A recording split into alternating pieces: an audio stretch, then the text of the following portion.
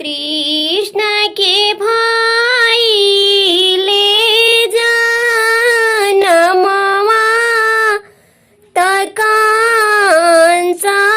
के कालयाईले हो आरे नंद घरे बाजे लाबधयात गोकुलान गरिया में आरे नंद घरे बाजेला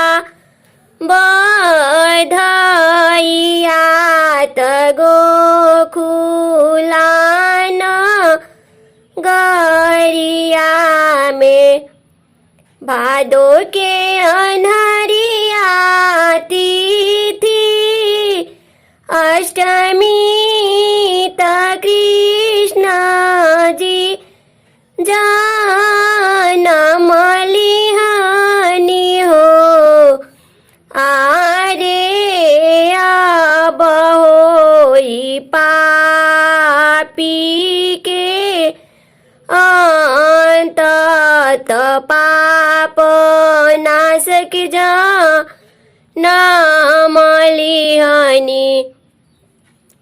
आरे अब होई पापी के अंत पाप नाशक जा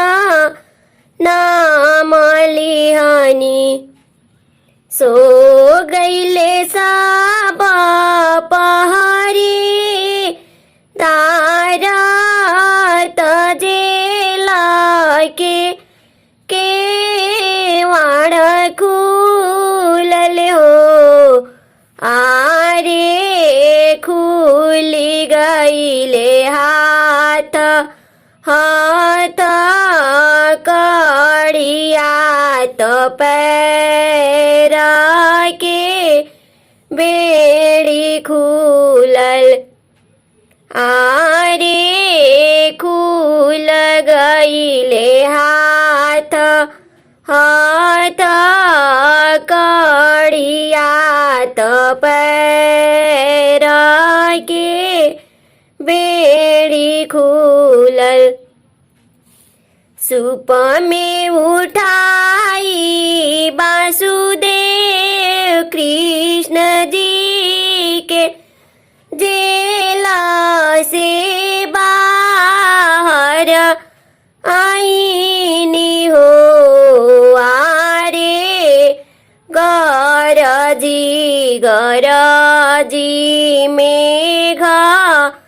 बारी से ले चमकेला बिजुलिया आरे गरजी मेघ बारी से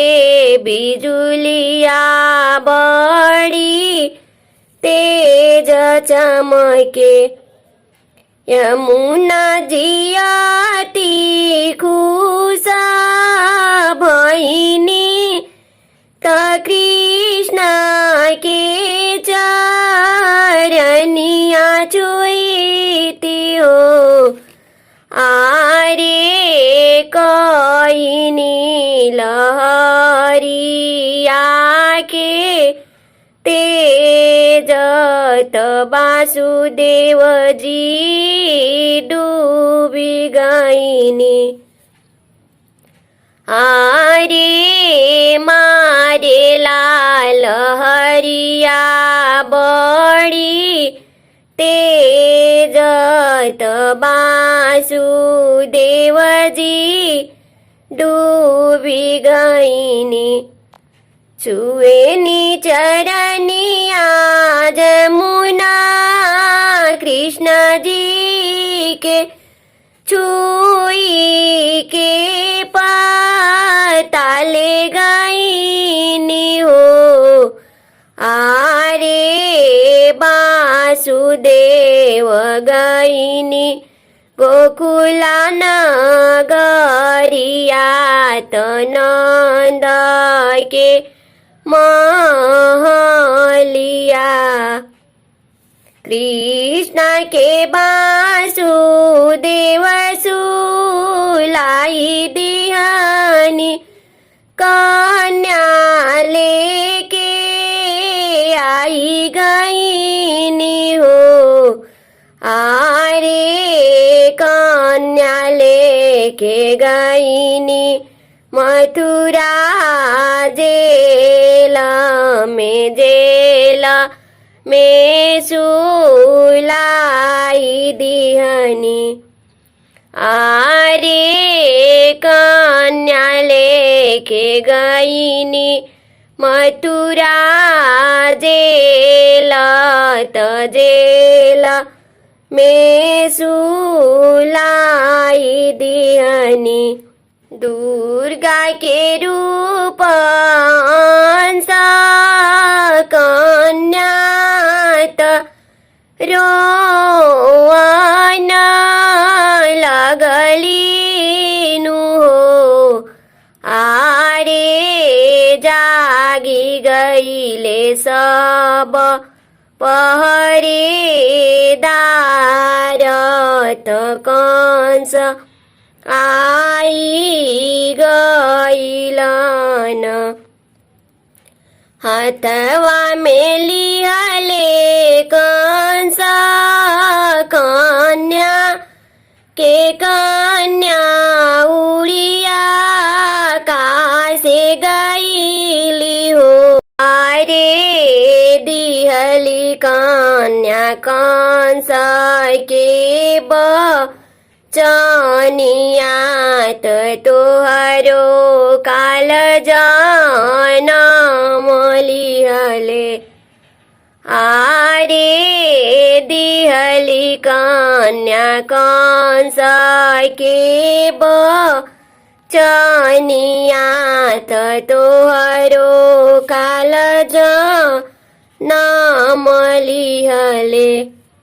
पापी के अंत करवैया कंस मरवैयानु आरे चली भैनी कृष्णाजी गोकुला यशोदा घरे कन्हैया बनी।